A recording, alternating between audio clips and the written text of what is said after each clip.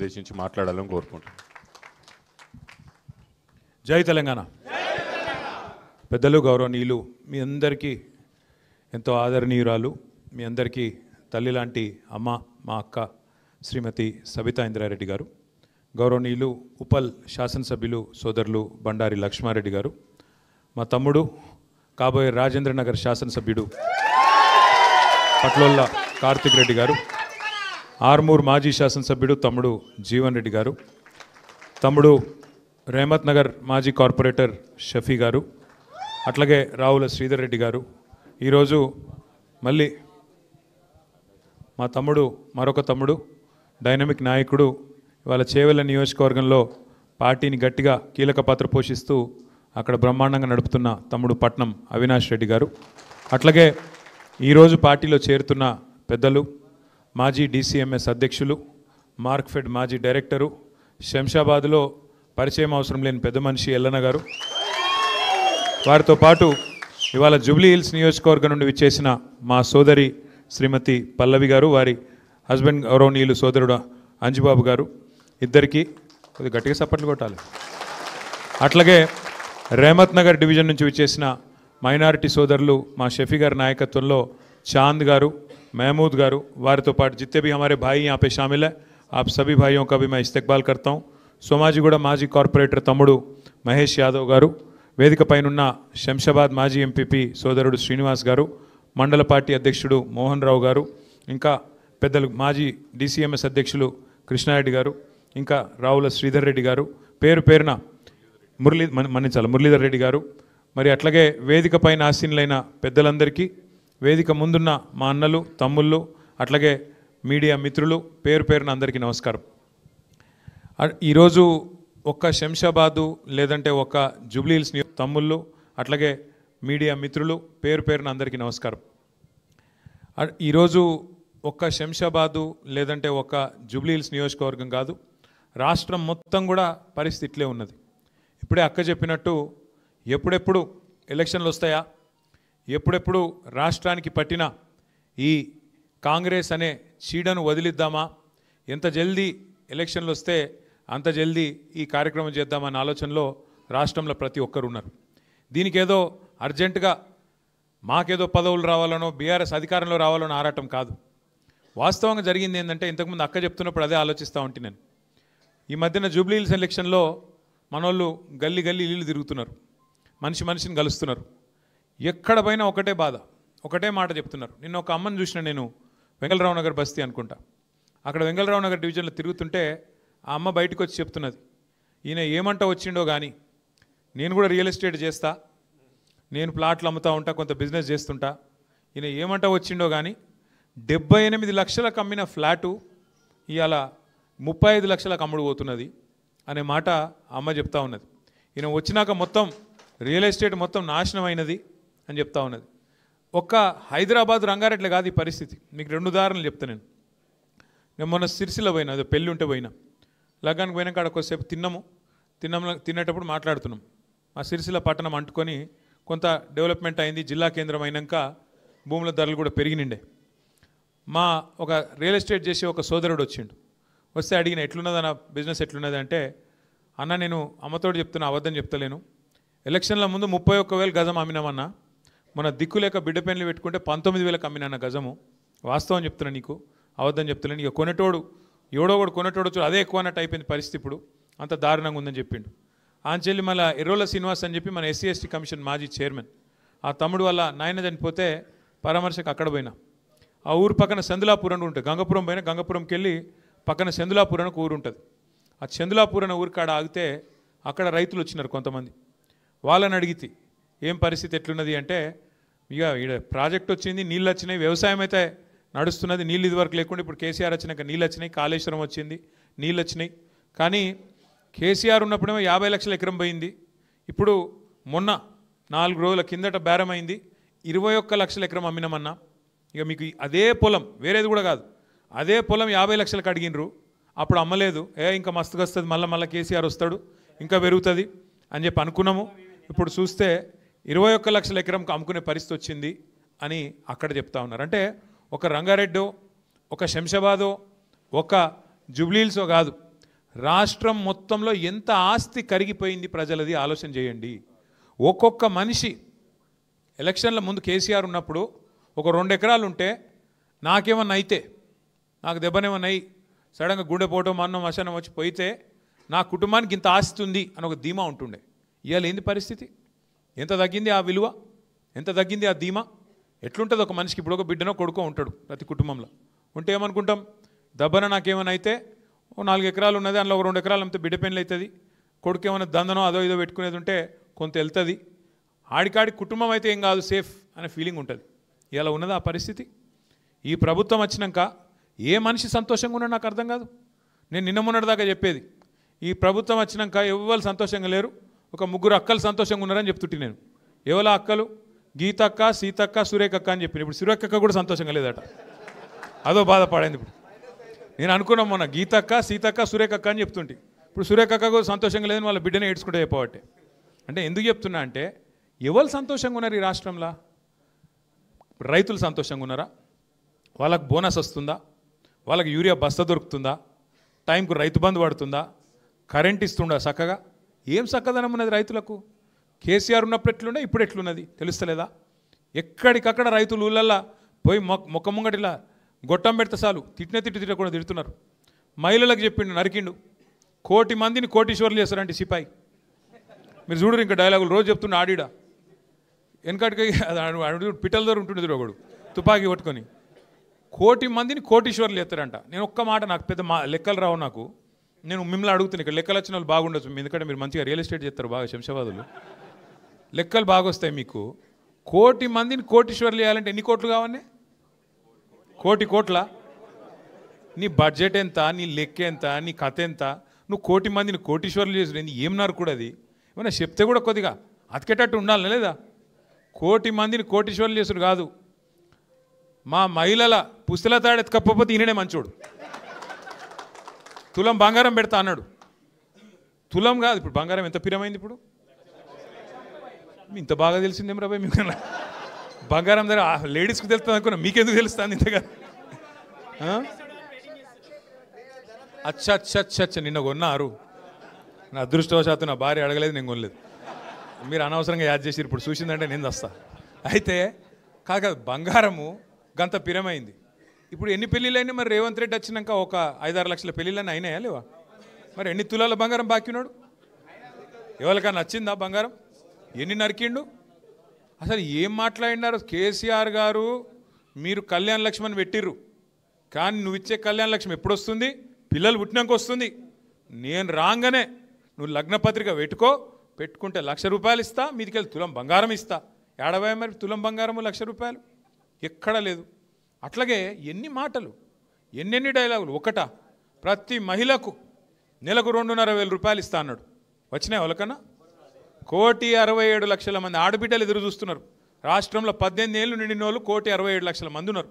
అందరూ ఎదురు చూస్తున్నారు ఎప్పుడు రేవంత్ రెడ్డి గారు 2,500,000 వేస్తాడా అని. ఉన్నదా పరిస్థితి? ఏమన్నంటే ఒకటే నేర్చుకున్నాడు, ఏమిటిది? కేసీఆర్ మొత్తం అప్లపాలు చేసిపోయిండు, నేను లంకె బిందెలు ఉంటాయి అనుకొని వచ్చిన లేవిడా. ఎవడు అడుగుతాడు బాయ్? లంకె బిందెల కోసం ఎవరు తిరుగుతారు? అర్ధరాత్రి నెత్తి మీద తువాల కప్పుకొని గడ్డపారలు పట్టుకొని ఎవడు తిరుగుతాడు? పాడుపడ్డ కోటల చుట్టూ దొంగలు తిరుగుతారు. గాయన ఒక ముఖ్యమంత్రి మాట్లాడే మాటనేనా? లంకె బిందెల కోసం నేను వచ్చిన, లంకె బిందెలు ఉంటాయి అనుకున్నా, ఇక్కడ ఏం లేవు, అట్లా మాట్లాడొచ్చునా ఒక ముఖ్యమంత్రి? ఇంకా ఎంత ఘోరం! ఎవరన్నా ఎంతుంటుందంటే, ఇప్పుడు నేను అనుకో ఒక్క నిమిషం, మా లక్ష్మారెడ్డి గారి దగ్గర నేను అప్పు తీసుకున్నాను అనుకో, మా ఎమ్మెల్యే సాబ్ దగ్గర. అన్న లచ్చన్న, నాకు ఇట్లా అర్జెంటుగా పైసలు అవసరం పడ్డది, ఎలక్షన్ కొట్లాడేది ఉంది, ఓ 10 లక్షలు పంపించంటే నాకు పంపించిండు. నేను కొట్లాడినా, సరే నేను ఓడిపోయినా అనుకో. ఓడిపోయినాక నాకు పైసలు వెళ్తలేవు, రియల్ ఎస్టేట్ డౌన్ ఉన్నది, మొత్తం మార్కెట్ డమాల్ అన్నది, ఏం చేయాలి? నేను పైసలు వెళ్తలేవు. ఒక ప్లాటో పీటో అమ్ముదాం, తర్వాత ఇద్దాం అనుకున్నా, వెళ్తలేదు. మరి లచ్చన్న ఫోన్ చేస్తుండు, నేను 2 నెలలు అని చెప్పిన, ఫోన్ చేస్తుండు. ఇక నేను ఫోన్ కట్ చేస్తున్నా, ఇక నాకు లేవు పైసలు, ఏం చేయాలి? ఐఎమ్ బిజీ, కాల్ లేటర్ అని ఒత్తుతున్నా. తర్వాత sorry I can't talk now అని ఒత్తుతున్నా. ఇక చూసిండు ఆయనతో బేజారై ఆయన తోరది ఇంటికి వచ్చిండు సీదా పొద్దున్నే. పొద్దున్న 7:30కి ఆయనతో తువాల దులిపి అవతల పడుతుండు, వీడు పట్టుకోవాలని చెప్పి ఆయనతో వచ్చి కూర్చున్నాడు. నిజంగా నేను నిజాయితీ గల్లోనంటే ఏం చెప్తాను నేను? అన్న దండం పెడతాను, ఏమనుకోకే, జర వెళ్తలేవు పైసలు, రియల్ ఎస్టేట్ బాగాలేదు, రేవంత్ రెడ్డి వచ్చినాక నాశనమైంది, జర్రా ఇంకొక 2 నెలలు టైం ఇయ్యు, మితితో కడతా, ఏమనుకో, కావాలంటే నిన్న ₹1 మితి ఇచ్చినప్పుడు ₹2 పెంచు కానీ ఇస్తా అని బతిలాడుకుంటాం, అంతేనా? నిజాయితీ గల్లోడైతే గట్లుంటుంది కథ. రేవంత్ రెడ్డిని కూడా ప్రజలు ఏమడుగుతుర్రు, ఉద్యోగులు ఏమడుగుతున్నారు, మా డిఏలేంది, మా పిఆర్సీ ఏందని అడుగుతున్నారు. మహిళలు ఏమడుగుతున్నారు, 2,500 ఎప్పుడు ఇస్తామని అడుగుతున్నారు. మనమేం అడుగుతున్నాం ప్రతిపక్షం కాబట్టి, 6 గ్యారంటీ లాంటివి 100 రోజులు లాంటివి ఏమైందిరా నాయన, 750 రోజులు అయిపోయా ఏమైంది అని అడుగుతున్నాం. రేవంత్ రెడ్డి ఏమంటుండు, ఏం చేస్తారు బా, మీరు నన్ను కోసుక తింటారా, ఆయన కోసుక తింటారా అనట. ఆయన ఉన్న సేప జామకాయన కోసుక తినడానికి ఏమిటిది, ఆయన కోసుక తింటారా? అదొక్కటే కాదు, ఇంకొక గలీజ్ మాట. ఇంత గలీజ్ అంటే, నాకు కేసీఆర్ మొత్తం అప్పులపాలు చేసిపోయిండు కాబట్టి లేవు. ఒకటి యాద్ చేసుకోండి మీరు, కేసీఆర్ ప్రభుత్వం ఉన్నప్పుడు కరోనా వచ్చింది, ఒకసారి రాలే, సంవత్సరం పాటు 3 దశల్లో వచ్చింది కరోనా. 2020లో మొదలైందంటే 2021 జూన్ దాకా నడిచింది. అప్పుడు ప్రభుత్వంకి ₹1 ఆదాయం లేకుండే, ఎందుకంటే ఇక బయట కొనేటోడు లేదు, అమ్మేటోడు లేడు, యాడికెళ్ళి వస్తుంది ఆదాయం? 0. మరి కేసీఆర్ ప్రభుత్వం ఉండి ప్రభుత్వానికి 0 ఆదాయం, అప్పు కాదు 0, ఏమి లేదు. ఆ రోజు రైతు బంధు ఆగిందా, కళ్యాణ లక్ష్మి ఆగిందా, ముసలోళ్ళ పెన్షన్లు ఆగినాయా, కేసీఆర్ కిట్లు ఆగినాయా, బతుకమ్మ సీరలు ఆగినాయా?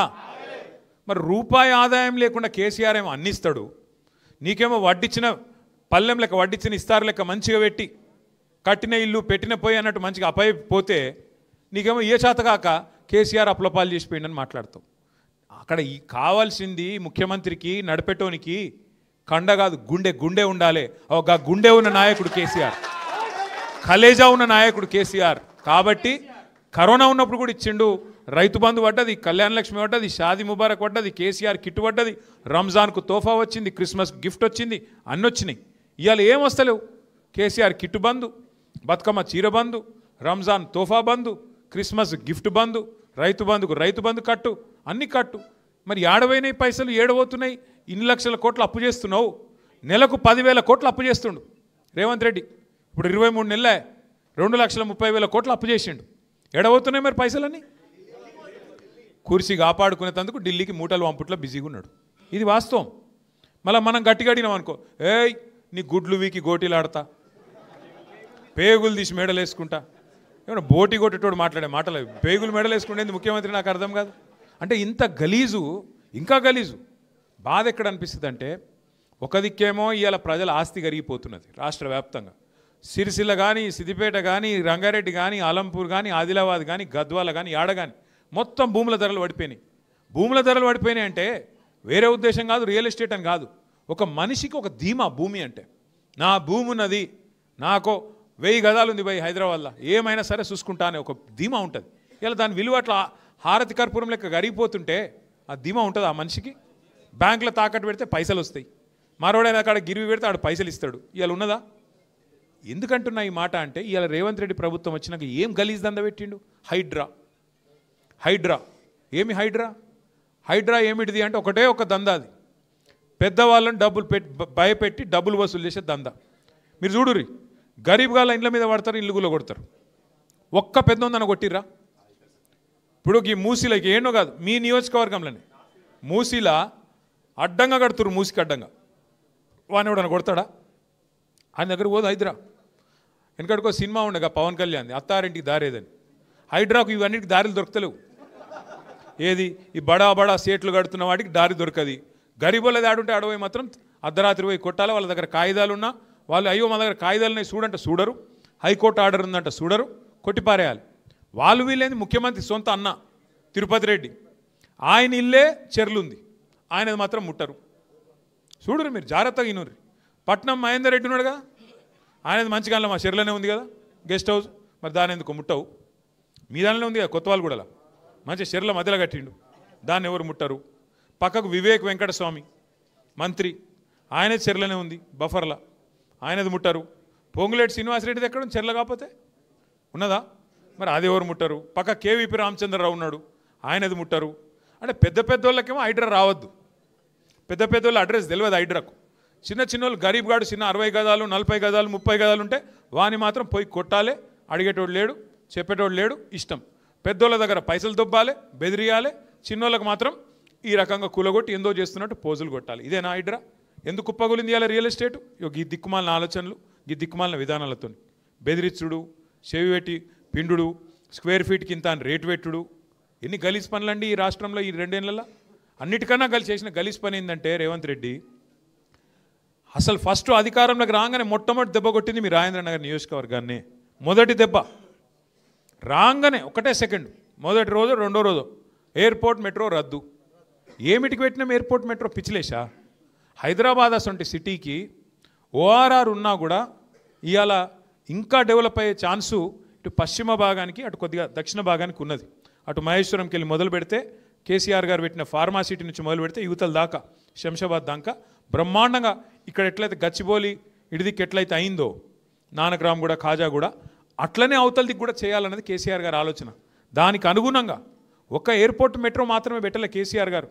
క్యాబినెట్లో నేను సబితక్క మేమందరం ఉన్నాం.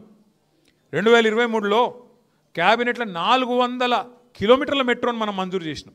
1 కాదు 2 కాదు. ఎయిర్పోర్ట్ 37 కిలోమీటర్లు. ఎయిర్పోర్ట్ కూడా ఎందుకు పెట్టినాం? మైండ్ స్పేస్ నుంచి 3 కారణాలు. మధ్యలో బుద్వేల్ కాడ ఒక స్టాప్ ఉంటుంది, నార్సింగి కాడ ఒక స్టాప్ ఉంటుంది, శంషాబాద్ కాడ ఆఖరి స్టాప్ ఉంటుంది. అప్పుడు ఏమవుతుంది? అది కేవలం ఎయిర్పోర్ట్కి పోయటానికి వనికొచ్చుడు కాదు. ఎవరన్నా శంషాబాద్లో విల్లాస్ కట్టుకున్నా, అపార్ట్మెంట్లు కట్టుకున్నా, ఆడగొనుక్కున్నా, ఫైనాన్షియల్ డిస్ట్రిక్ట్లో ఇక్కడ పనిచేస్తుంటే కొండాపురంలో మాదాపురంలో ఆడెక్కి ఇక్కడ దిగుతారు. వాళ్ళ కార్లలో వచ్చే అవసరం ఉండదు. ఇప్పుడు మీరు చూస్తూనే ఉన్నారు ట్రాఫిక్ ఎంత పెరుగుతుందో.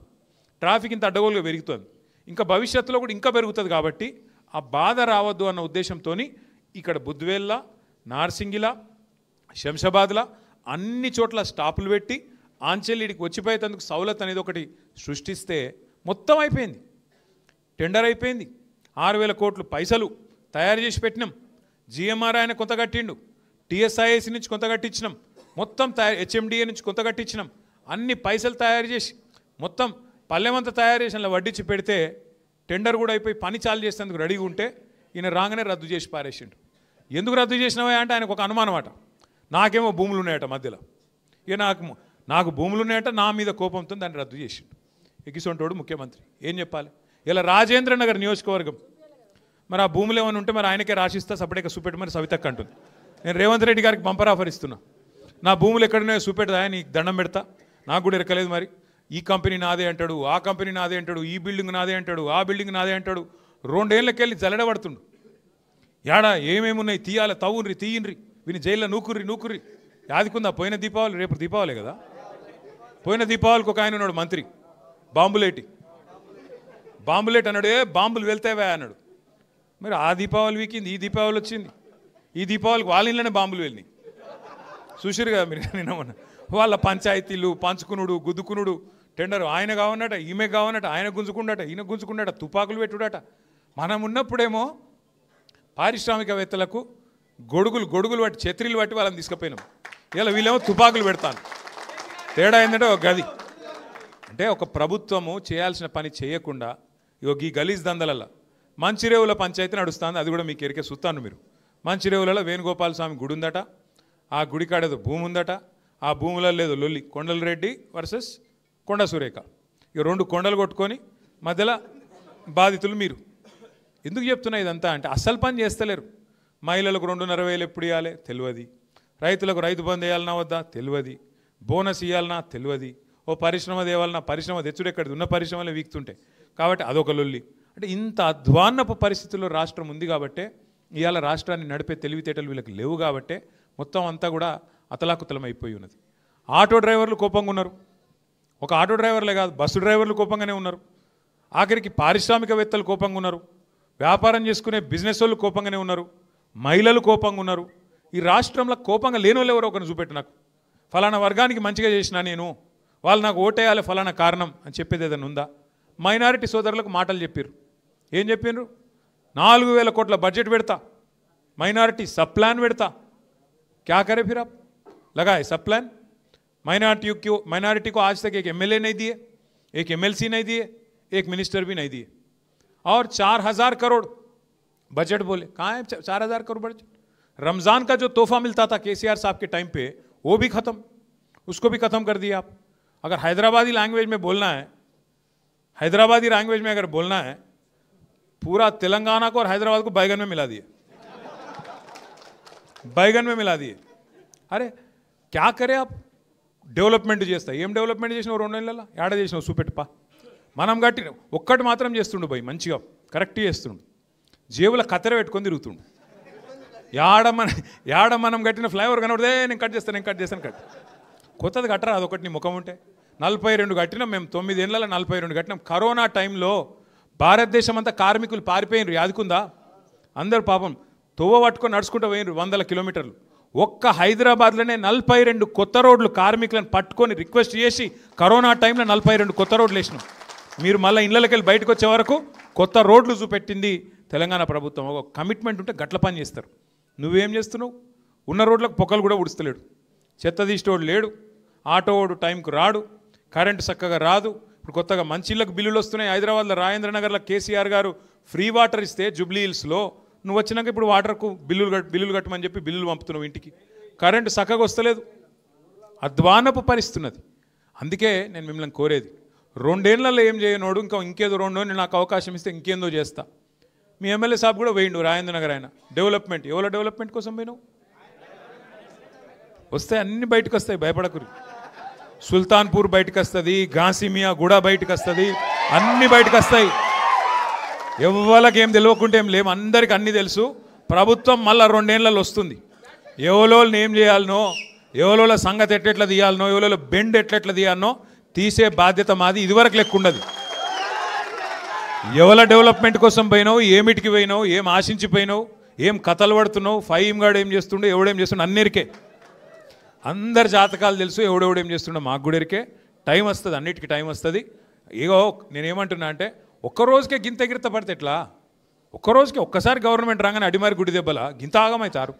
సుత్తం పైన దేవుడు ఉన్నాడు, కింద ప్రజలు ఉన్నారు. మీరు తలుసుకుంటే ఎంత పెద్ద పోటుగాడైనా ఎక్కడికి పోవాలన్నా గాడికే పోతాడు. ఇవాళ రాష్ట్రం మొత్తం ఒకటే ఉన్నది, అందరి ఆలోచన కేసీఆర్ గారు తిరిగి ముఖ్యమంత్రి కావాల్సిందే, తెలంగాణ మళ్ళీ పట్టాలు ఎక్కాల్సిందే. తప్పకుండా జరుగుతుంది, తప్పకుండా జరుగుతుంది. మా ఎల్లన్న లాంటి పెద్ద మనుషులు, అంజిబాబు లాంటి యువకులు, అట్లాగే మా పల్లవి లాంటి ఆడబిడ్డ, మా తమ్ముడు, మా షఫీ గారి నాయకత్వంలో చాందు, మహమూదు, ఇంకా 100 మంది మైనారిటీ పిల్లలు, ఒకరిద్దరు కాదు, రాష్ట్ర వ్యాప్తంగా ఇవాళ కులాలకు మతాలకు అతీతంగా అందరూ కోరుకుంటున్నది ఒకే ఒక్క ఆలోచన, కేసీఆర్ గారు తిరిగి ముఖ్యమంత్రి కావాలి. మరి కేసీఆర్ తిరిగి ముఖ్యమంత్రి కావాలంటే ఏం చేయాలి? ఒకటే మీరు చేయాల్సిన పని, జూబ్లీ హిల్స్లో ఇవాళ మంచి మోకా దొరికింది. ధోకా చేసిన కాంగ్రెస్కు మరి మంచి మోకా దొరికింది మనకు దెబ్బ కొట్టేందుకు. మీకు కూడా అందరికి, ఇక్కడ వచ్చిన వాళ్ళందరికీ జూబ్లీ హిల్స్ వాళ్ళకి ఎట్లాగో ఓట్లు ఉంటాయి. అక్కడ జూబ్లీ హిల్స్ కానోళ్లకు చుట్టాలు ఉంటారు, మీకు అక్కడ దోస్తులు ఉంటారు, క్లాస్మేట్స్ ఉంటారు. దయచేసి ఇడిచిపెట్టకండి. ఇప్పుడు కింద కాంగ్రెస్కు బుద్ధి చెప్పకపోతే మళ్ళీ దోసాలు తప్పించుకుంటారు వాళ్ళు. అంటే మీ రాజేంద్రనగర్ ఎలక్షన్ కూడా బరాబర్ వస్తుంది, తొందరపడకూరి, జల్దీ వస్తుంది, పక్కా వస్తుంది, పక్కా వస్తుంది, ఏం అనుమానం లేదు. ఇడిచిపెట్టాం, మళ్ళీ సుప్రీంకోర్టు కోతాం. స్పీకర్ సార్ ఏమైనా అటు ఇటు చేస్తే కూడా ఇడిచిపెట్టాం. మేము దోస్తానా లోపల చూసుకుంటామని గవి నడువాయిడ బరాబర్. మన పార్టీ అవు మొన్న మీ ఎమ్మెల్యే గారు పోయి అడిచినట్ట కదా, మన పార్టీలోనే ఉండేట కదా. మరి ఏమా వెళ్ళన్నా, మరి మన పార్టీలో ఉంటే ఇటుకి రాలేదేమే? రావాలి కదా, మరి నిన్ను ఆయనే చేసుకోవాలి కదా. అంటే ఎంత గలీజ్ అంటే పరిస్థితి, నువ్వు ఏ పార్టీలోనో కూడా చెప్పుకోలేవా? గంత ధైర్యం కూడా లేదా? ఇంకా ఎంత ఘోరం అంటే ఆయన ఒక ఆయన కడియం శ్రీహరి పెద్ద మనిషి ఉన్నాడు, నేను చాలా నీతివంతునని చెప్పుకుంటాడు. ఆయన అడిగిరు మొన్న పోయి, ఏమని, ఏ పార్టీలోనో అని. నేను 7 ఉండాలనో గాడినే ఉన్నా అంటే. ఈ మాటలు ఎందుకు? ఇంత రాజకీయం చేసి గిన్నిసార్లు గెలిచి గింత దరిద్ర పరిస్థితిని తెచ్చుకోవాలి? చెప్పు, నేను కాంగ్రెస్లో చేరినా అని చెప్పు. గంత భయం అవుతుందా ఎలక్షన్కి పోదామంటే? నువ్వు నిజంగానే కొంత సిపాయి అయితే, నిజంగానే జనంలో నువ్వు ఏదో పీకి పందిరేసింది ఉంటే నువ్వు నీ రేవంత్ రెడ్డి రా, ఎలక్షన్లో పోదాం, చూసుకుందాంపా.